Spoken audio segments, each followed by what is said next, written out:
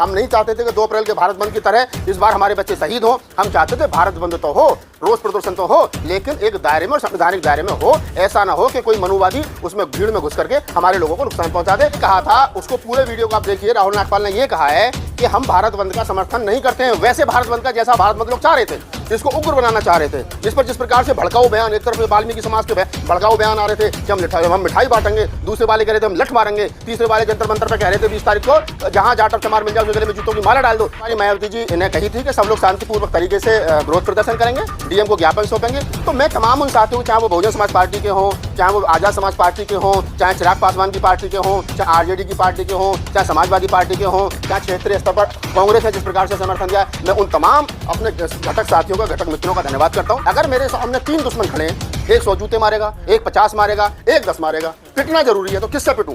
मेरी जिम्मेदारी है कि मैं 10 वाले से पिट लूं। हो सकता है उसका मैं जूता भी छीन लूं, वो ना भी मारे। तो मुझे पता था कि बीजेपी की सरकार अगर बनेगी तो वो 100 मारेगी, ये दूसरे वाले आ गए, ये 50 मारेंगे। तो क्या कहा जा रहा है, शेड्यूल कास्ट में तो चमार महार पासी मीणा खा गए, उत्तर भारत में चमार खा गए, बिहार में पासवान खा गए, राजस्थान में मीणा खा गए एसटी के नाम पे, और उधर चले जाओ मध्य प्रदेश और महाराष्ट्र में तो वो महार खा गए। बी ग्रुप में ये वाले ज्यादा खा गए, आपके वाल्मीकि ज्यादा खा गए, आपके धानक ज्यादा खा गए। इन कंजरों को नहीं मिला, इनको नहीं मिला, क्या नाम है, मूसाहार जाति को नहीं मिला, मांझियों को नहीं मिला। तो ये कैसे तय किया जाएगा कि जिस सवाल पे आज पूरा देश उलझा हुआ है, इस सवाल पर कल ये दोबारा सवाल खड़ा नहीं होगा। लिहाजा सुप्रीम कोर्ट को बात क्लियर करनी चाहिए कि वो जो कह रहे हैं कि वर्गीकरण, तो या तो भाई जितनी जिसकी संख्या है उसके हिसाब से 1108 ही बना दो ना, पूरे 1108 बना दो, और क्या कल को कोई ना क्या नाम है, कोई नाराजगी ना, कोई झगड़ा, सब पगला जाएंगे। हाँ तो ऐसे ये अभी तो पगला रहे हैं, अभी तो पगला रहे हैं।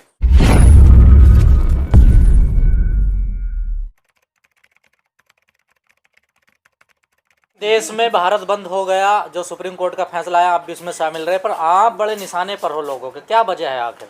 किन के निशाने पर हूँ? आपके जो दोस्त हैं, आपके प्रिय मित्र हैं, जो नहीं, कौन से लोग हैं, नाम बताओ, एक दो का पता तो चले। आप निशाने पर हैं, क्या नहीं, निशाने पे रहना अच्छी बात है भाई, पीछे रहोगे, भीड़ में रहोगे, क्या फायदा? आप अच्छा काम करके लोगों के विरोधियों के निशाने पे रहो, आरएसएस के निशाने पे रहो, बीजेपी के निशाने पे रहो, और तमाम वो संगठन जो इस देश के अंदर संविधान को नहीं मानते हैं, वो संगठन जो देश के अंदर असमानतावादी हैं, वो संगठन जो देश में भाईचारा नहीं चाहते हैं, अगर उनके निशाने पर राहुल नागपाल है तो है, इसमें कौन सी बड़ी बात है? तो आप क्या मानते हैं, भारत बंद जो है तो सफल हुआ था या फिर विफल हो गया? कुछ लोग कह रहे हैं सफल है, कुछ कह रहे हैं विफल है। जो ये कह रहे हैं विफल है वो इसके विरोधी हैं, और जो कह रहे हैं सफल है वो इसके समर्थक हैं, यानी वो संविधानवादी हैं, यानी वो आर्टिकल 341 का समर्थन करते हैं, यानी वो लोग हैं जो देश के अंदर प्यार मोहब्बत भाईचारा बना के रखना चाहते हैं। अब जो लोग ये कह रहे हैं कि असफल हुआ है, तो उनसे पूछो कि उनके पास कौन सा पैमाना था नापने का जिससे असफल हुआ है, तो भाई कोई पैमाना तो होगा ना नापने का। आपकी नज़र में क्या हुआ? मेरी नज़र में और हमारे तमाम साथियों की नज़र में भारत बंद सफल रहा है, और जैसा भारत बंद हम चाहते थे सांकेतिक, वैसा भारत बंद हुआ है। हम नहीं चाहते थे सरकार के साथ या पुलिस प्रशासन के साथ में मुठभेड़ हो, हम नहीं चाहते थे कि किसी भी प्रकार से सरकारी संपत्ति को नुकसान पहुंचाया जाए, हम नहीं चाहते थे कि 2 अप्रैल के भारत बंद की तरह इस बार हमारे बच्चे शहीद हों। हम चाहते थे भारत बंद तो हो, रोज प्रदर्शन तो हो, लेकिन एक दायरे में और संवैधानिक दायरे में हो। ऐसा ना हो कि कोई मनुवादी उसमें भीड़ में घुस करके हमारे लोगों को नुकसान पहुंचा दे, क्योंकि 2 अप्रैल 2018 के भारत बंद के जो मुकदमे हैं वो अभी भी हमारे लोगों पर चल रहे हैं, जो एक बड़ा चिंता का विषय है। तो क्या ये लोग ये एक दिन पहले ही आपका खुद का बयान है कि वो जो है भारत बंद में ना जाए लोग, मतलब घरों से बाहर ना निकले। हमने ये कहा था, उसको पूरे वीडियो को आप देखिए, राहुल नागपाल ने ये कहा है कि हम भारत बंद का समर्थन नहीं करते हैं वैसे भारत बंद का जैसा भारत बंद लोग चाह रहे थे, इसको उग्र बनाना चाह रहे थे। इस पर जिस प्रकार से भड़काऊ बयान, एक तरफ वाल्मीकि समाज के भड़काऊ बयान आ रहे थे कि हम मिठाई बांटेंगे, दूसरे वाले कह रहे थे हम लठ मारेंगे, तीसरे वाले जंतर मंतर पे कह रहे थे 20 तारीख को जहां जाटव चमार मिल जाए उसके गले में जूतों की माला डाल दो। तो आप ये समझिए आंदोलन किधर जा रहा था। तो मेरे जैसे बुद्धिजीवी व्यक्ति की, बुद्धिमान व्यक्ति की ये जिम्मेदारी बनती है कि मैं समाज को नुकसान होने से रोकूं। तो इसलिए हमने 20 तारीख की शाम को ये बात कही कि भाई आप लोग घरों से मत निकलना तो शांति प्रिय निकलना, डीएम को जाकर के ज्ञापन सौंपना। यही बात हमारी जो नेता है बहन कुमारी मायावती जी, उन्होंने भी यही बात बहुजन समाज पार्टी की जो नेता हैं बहन कुमारी मायावती जी ने कही थी कि सब लोग शांतिपूर्वक तरीके से विरोध प्रदर्शन करेंगे, डीएम को ज्ञापन सौंपेंगे। तो मैं तमाम उन साथियों को, चाहे वो बहुजन समाज पार्टी के हों, चाहे वो आज़ाद समाज पार्टी के हों, चाहे चिराग पासवान की पार्टी के हों, चाहे आरजेडी की पार्टी के हों, चाहे समाजवादी पार्टी के हों, चाहे क्षेत्रीय स्तर पर कांग्रेस ने जिस प्रकार से समर्थन दिया है, मैं उन तमाम अपने घटक साथियों का, घटक मित्रों का धन्यवाद करता हूं जिनकी कांग्रेस का जिक्र किया। कांग्रेस पर हर कोई वक्ता सवाल खड़े कर रहा है, खासकर जो दलित बुद्धिजीवी हैं वो भी कांग्रेस पर सवाल खड़े कर रहे हैं। जो कभी जिन्होंने वोट मांगे थे दलित समाज के, कह के कि कांग्रेस को वोट दो, आज वो सवाल खड़े कर रहे हैं। देखिए, जिन लोगों ने कांग्रेस के लिए या इंडिया गठबंधन के लिए वोट डलवाया था उनमें मैं भी शामिल हूँ। आप मेरा भी नाम लो, ऐसा कैसे हल्के में क्यों नापते हो मुझे। उसमें हम खासतौर से रतनलाल सर और एक दो लोग और थे जिन्होंने ये कहा था कि भी बीजेपी को रोकने के लिए इंडिया गठबंधन को वोट करो। क्यों कहा था? अगर मेरे सामने 3 दुश्मन खड़े हैं, एक 100 जूते मारेगा, एक 50 मारेगा, एक 10 मारेगा, पिटना जरूरी है तो किससे पिटूं? मेरी जिम्मेदारी है कि मैं 10 वाले से पिट लूं। हो सकता है उसका मैं जूता भी छीन लूं, वो ना भी मारे। तो मुझे पता था कि बीजेपी की सरकार अगर बनेगी तो वो 100 मारेगी, ये दूसरे वाले आ गए ये 50 मारेंगे। ये कांग्रेस की अगर बन गई तो इसने कुछ ना कुछ तो दलित समाज को दिया ही है। इसी कांग्रेस की वजह से हम लोग यहाँ तक पहुंचे भी हैं, ये भी सच्चाई है। तो वो हो सकता है उसका जूता भी छीन ले और उसमें कहीं ना कहीं हम लोग कामयाब भी हुए। आज वर्तमान हालात जो हैं, जिस प्रकार से दलितों के हक हकूक पर कुठाराघात किया जा रहा है, संविधान के आर्टिकल 341 को तोड़ करके जो ये वर्गीकरण की बात सुप्रीम कोर्ट के द्वारा की गई है, इसमें कांग्रेस की खामोशी, समाजवादी पार्टी की खामोशी, समाजवादी पार्टी के नेता धर्मेंद्र यादव का पहले ही दिन कहने का हम इसका समर्थन करते हैं। इसका मतलब यह है कि ये लोग वोट लेने के लिए तो उस समय संविधान की किताब हाथ में लेकर के घूम रहे थे, लेकिन वो संविधान इन्होंने पढ़ा नहीं, उसकी सिर्फ डायरी लेकर के घूमते रहे, डायरी समझ के उसको। भाई उसको पढ़ा करो, उसको समझा करो, और अगर आप लोग सही चलोगे तो हम आपके साथ हैं। जब हम बहन कुमारी मायावती जी के गलत डिसीजन के कारण उनके खिलाफ जा सकते हैं, उनको छोड़ सकते हैं, तो आपको भी छोड़ सकते हैं। हमारा आपके साथ परमानेंट एग्रीमेंट थोड़ी हो रहा है। हम अपने समाज के हक हकूक की लड़ाई के लिए वो हर काम करेंगे जिससे समाज मजबूत हो, जिससे समाज की आने वाली युवा पीढ़ी और हमारा आने वाला जो भविष्य है वो मजबूत हो। और इसके लिए राहुल नागपाल ने तो व्यक्तिगत रूप से कुछ मांगा नहीं, रतनलाल सर ने तो कुछ मांगा नहीं, ना हमने आज मांगा ना कल मांगेंगे। हाँ, ये सच्चाई है कि अगर मैं कल को राजनीतिक हो जाता हूँ तो मैं हाथ जोड़ करके समाज से कह दूंगा, भाई मैंने फला पार्टी ज्वाइन कर ली है, मैं एमपी एमएलए विधायक सांसद बन गया हूँ, अब मुझसे सामाजिक परिवर्तन की उम्मीद छोड़ देना, अब मैं राजनीतिक हो गया और राजनीति की बात करूंगा। तो ये इतनी बात हर नेता को, सामाजिक कार्यकर्ताओं को ईमानदारी से कहनी चाहिए। अगर मान लिया जाए इस फैसले को लागू कर दिया जाए, जैसे अभी कहा जा रहा है कि जो SC ST में जो लोग हैं वो चमार ज्यादा आरक्षण ले रहे हैं, कल को अगर इसमें कैटेगरी बनाई दी जाती है फिर तो तीसरा कहेगा कि देखिए, मेरी बात सुनिए, आपके सवाल बड़ा महत्वपूर्ण है और इसका जवाब भी उतनी महत्वपूर्णता के साथ में दूंगा। अब तक क्या कहा जा रहा है कि शेड्यूल कास्ट में तो चमार, महार, पासी, मीणा खा गए। चमार, महार, पासी और मीणा अलग अलग राज्यों, हाँ अलग अलग राज्यों। उत्तर भारत में चमार खा गए, बिहार में पासवान खा गए, राजस्थान में मीणा खा गए ST के नाम पे, और उधर चले जाओ मध्य प्रदेश और महाराष्ट्र में तो वो महार खा गए।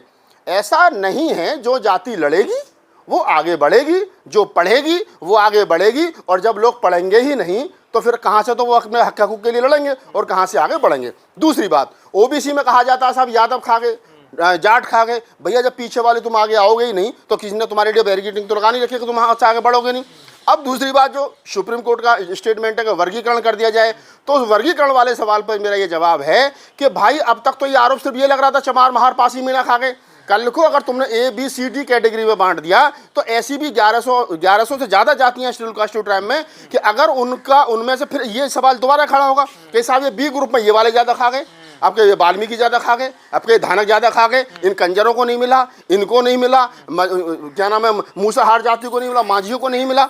तो ये कैसे तय किया जाएगा कि जिस सवाल पे आज पूरा देश उलझा हुआ है, इस सवाल पर कल ये दोबारा सवाल खड़ा नहीं होगा। लिहाजा सुप्रीम कोर्ट को ये बात क्लियर करनी चाहिए कि वो जो कह रहे हैं कि वर्गीकरण, तो या तो भाई जितनी जिसकी संख्या है उसके हिसाब से 1108 ही बना दो ना, पूरे 1108 बना दो, 1108 कैटेगरी में कर दो। और क्या भाई, कल को कोई ना क्या नाम है, कोई नाराजगी ना कोई झगड़ा, तो सब पगला जाएंगे। हाँ तो ऐसे ये अभी तो पगला रहे हैं, अभी तो पगला रहे हैं।